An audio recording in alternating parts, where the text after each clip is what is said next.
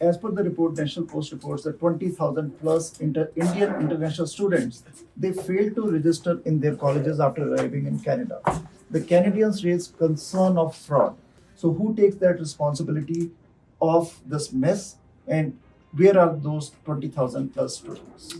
We've seen results where it has prevented a large number of instances of fraud. Verification letters are very important.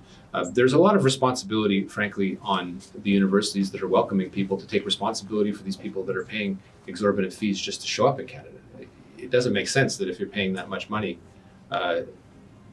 you suddenly turn your back when the person doesn't show up in your classroom, right?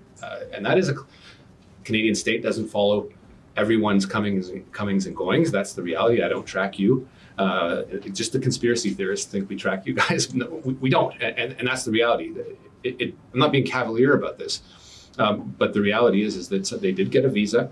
They were expected to go study, and for one reason or another, there's a large number of people that didn't do so. They may have abused of the ability to go work in whether it's underground or legitimately, and that's something I think we need to follow a little more closely. It isn't just the federal government, it's provincial governments, it's institutions that have perhaps even entertained false hope.